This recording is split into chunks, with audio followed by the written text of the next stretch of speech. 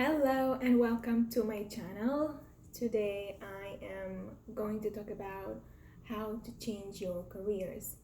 For those who don't know me and it's your first time visiting my channel is all about careers, how to grow in your career, how to change careers, how to advance in your careers, salary negotiations, resume revamp in a professional way, and all the tips and advice that I can give you regarding your career. So today I would like to discuss about how to change your career for teachers, how you can quit being a teacher and do something else. Now, there are several things that you can do as a teacher. It's either with your teaching degree, either you can go back to school and take courses for higher ed, which is to become a school admin or to be in higher ed in college or university. So if you are teaching for a lower grades and you're kind of like tired of being always in classroom management and there are always demands for teaching certain standards, so maybe you want to teach in college or in a university, so that does require for you to go back to school and earn another degree. Now, if you want to do something completely different, not related to teaching, but you want to do something that you like, so it could be information science. Information science is about computers, something that's related to that technology. The next thing is HR personnel. Now, to be in HR from, let's say, from the beginning, from an entry level, you could be HR. However, to advance in that career ladder, you will need to go back to school and earn an HR degree or certification.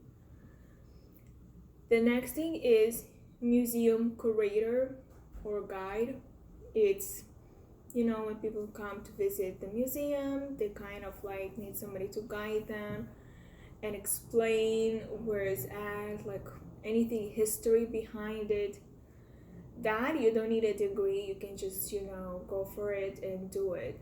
Now, to be in a museum, I know the salary is not the same, could be the same as you get in your teaching. However, you're doing something else and it's kind of like less stressful, very calm. You don't have to go crazy with lesson planning.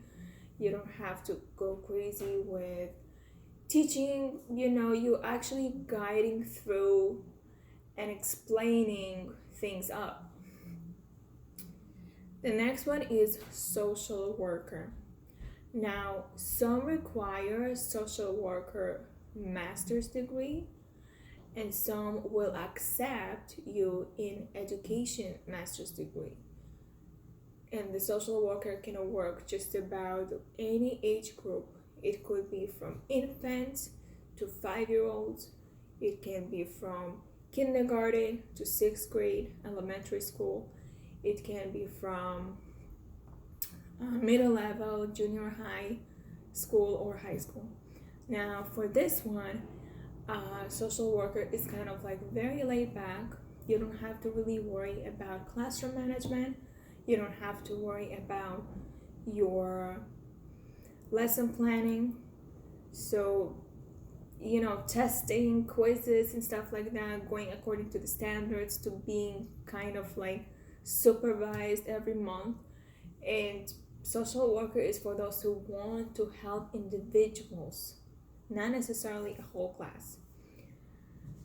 The next one is corporate training. I love this one because in a corporate training, it's a very chilled out environment. You have people who come to the orientation. I remember when I was working for a Valley National Bank.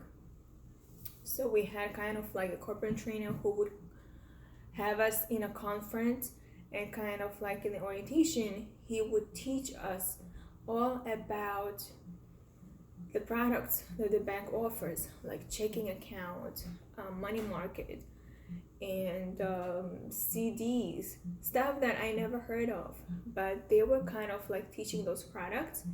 And this corporate trainer was kind of like teaching everything: how to sell, how to share benefits, how to do customer service, when you have mystery shopper, how to handle them. And this is kind of like repetitive because where there is a new hire, it's the same information. Nothing is new. Nothing is kind of like needs to be taught differently. It's all same information, but it is not done daily, and it is not done weekly, and it is not done monthly. It's done actually quarterly, and you get paid for every week. So kind of like being a corporate trainer, if you know certain things, you can be corporate trainer. It's not necessarily just in a bank. It can be in a hotel. It can be in a restaurant. It can be depending on what field you particularly like and have interest. And you can learn other skills and other info sorry, other information in order for you to pursue that type of career change. And the last thing, if you don't like the salary and you don't like the hours, the flexibility, and the benefits that it offers, you kind of like don't like, then I have to tell you that you can be an entrepreneur. You can work for yourself, you can be a business owner, maybe you can be a coach, coach for teachers, independent contractor, freelancer, something that will suit your purpose in order for you to be happy. I also will show you another video that I am going to make in a couple of weeks, how you can change your resume for a career change, how to write a resume for a career change for teachers, for any field. So stay tuned, and I will share in the description once it will be available. See you next time. Please let me know in the comments what other topics you would like me to discuss. What questions do you have so I can answer them? What is it that you're struggling and you are stuck and you don't know what to do with your career? Let me know in the comments and I will reach out to you and I'll help you out.